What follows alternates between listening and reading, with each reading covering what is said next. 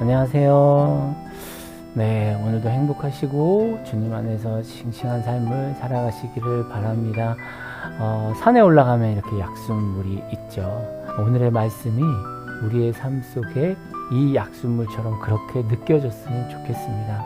말씀 속에 우리의 삶을 또 단단하게 세워가기를 바랄게요. 시원한 말씀 함께 봅니다. 로마서 11장 30절부터 32절까지 전에 하나님께 순종하지 않던 이스라엘이 이제 이스라엘 사람의 불순종 때문에 하나님의 자비를 입게 되었습니다. 이와 같이 지금은 순종하지 않고 있는 이스라엘 사람들도 여러분이 받은 그 자비를 보고 회개하여 마침내는 자비하심을 입게 될 것입니다. 하나님께서 모든 사람을 순종하지 않는 상태에 가두신 것은 그들에게 자비를 베푸시려는 것입니다. 아멘.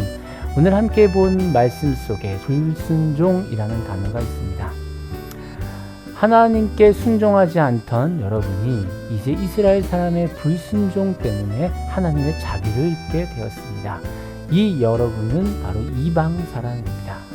하나님의 계획은 이스라엘 백성들을 구원하시기 위한 하나님의 계획이었는데요. 오히려 이스라엘 백성들이 하나님의 구원의 계획에 틀어지면서 그들이 불순종하면서 오히려 이방 사람들이 하나님의 계획, 하나님의 구원하심을 이방 사람들이 받게 된 거예요.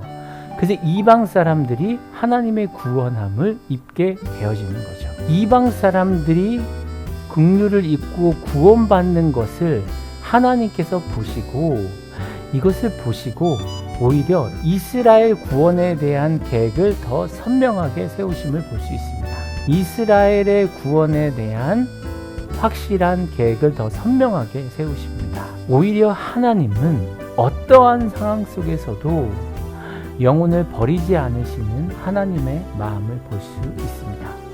그것이 구원에 대한 계획이었고요. 이스라엘 백성들이 불순종할 때 그것으로 끝내는 것이 아니라 그들을 긍휼히 여기고 이방 사람들의 변화를 통하여서 그들의 선명한 계획을 세우시는 하나님의 모습을 볼 수 있으시죠. 31절과 32절에 이와 같이 지금은 순종하지 않고 있는 이스라엘 사람들도 여러분이 받은 그 자비를 보고 회개하여 마침내 자비하심을 입게 될 것입니다. 하나님께서 모든 사람을 순종하지 않는 상태에 가두신 것은 그들에게 자비를 베푸시려는 것입니다. 아멘. 불순종한 이들의 모습들이 있습니다. 나의 신앙의 믿음을 한번 돌아보면 좋을 것 같아요. 내가 사람을 믿는 것이 아니잖아요. 하나님을 믿고 따르는 것이죠.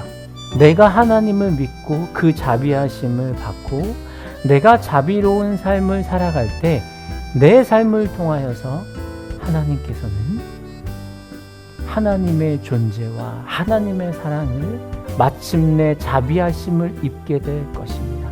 마침내 나의 삶을 통하여서 나의 자비를 통해 내가 행하는 일이 아니라 하나님께서 행하심을 누군가가 깨달을 수 있다면 나를 통해 하나님의 자비가 지금 전파되고 있는 것이죠.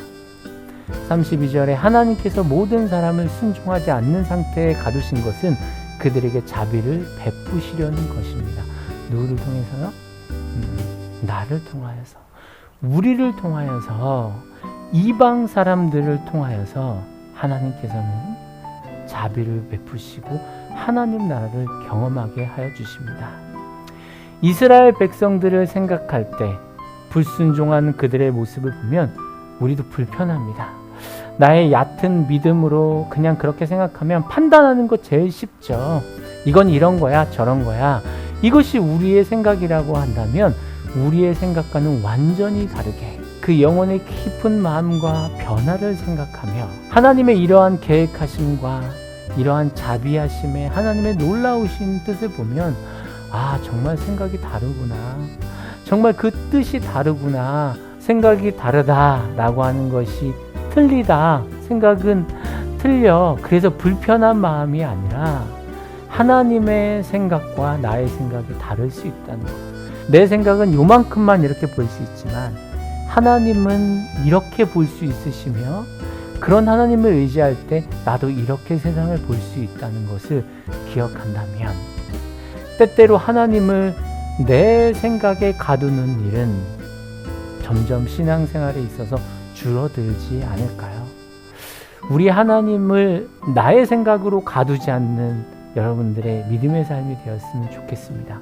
우리 하나님은 크고 또한 놀라우시고 위대하신 하나님이라는 사실, 하나님을 내 생각에 가두지 않고 살아가는 우리 신앙의 믿음의 삶이 되었으면 좋겠습니다. 우리의 깨달음이 있죠. 이 깨달음 속에 우리는 살아가면 됩니다. 그런데요, 그 깨달음을 넘어 계획이 있으신 분이 계십니다. 바로 우리가 믿고 있는 하나님, 내가 모르는 곳에서 나를 향한 계획이 있고 우리를 향한 계획이 있으며 우리 가정에 대한 계획이 있고 하나님의 공동체를 향한 선명한 하나님의 계획이 있다는 것, 그 선명함이 나는 지금 볼 수 없으나 하나님께서는 그 계획을 계획하시며 그 계획이 있었기 때문에 여러분들과 제가 지금 이 순간 하나님의 말씀을 의지하며 살아갈 수 있는 삶이 되었다는 사실을 잊지 않으시는 여러분들이 되었으면 좋겠습니다. 오늘의 깨달음은 하나님은 나를 향한 다 계획이 있으시구나 라고 생각하고 주님을 의지하십시오.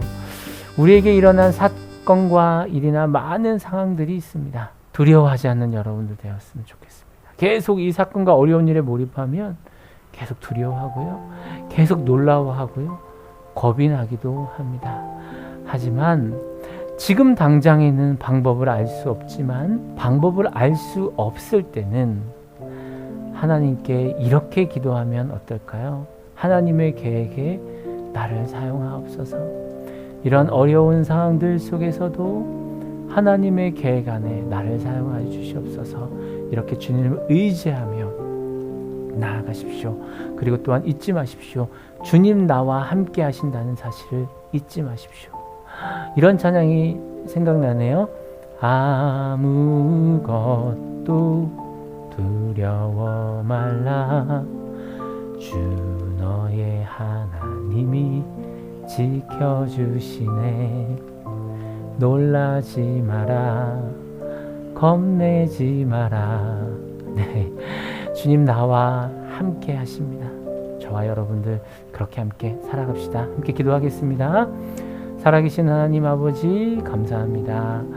오늘도 하나님의 계획이 무엇인지를 깨닫습니다. 이스라엘 백성들을 향해 계획하심, 그 계획하심이 틀어진 듯 하지만 그 계획하심을 이방인들이 듣고 그 전파를 받고 그들의 변화를 통해 또 이스라엘 백성에 대한 새로운 계획을 세우시는 모습을 보며 끊임없이 일어나는 우리 삶의 많은 일들 속에서도 끊임없는 하나님의 계획이 있음을 깨닫사오니 우리는 두려워하지 아니하고 이 세상 속에서 주님께서 주시는 생명수를 먹으며 오늘을 멋지게 살아갈 수 있는 하나님의 계획 속에 살아갈 수 있는 우리 모두가 되게 하옵소서. 예수님의 이름으로 기도합니다.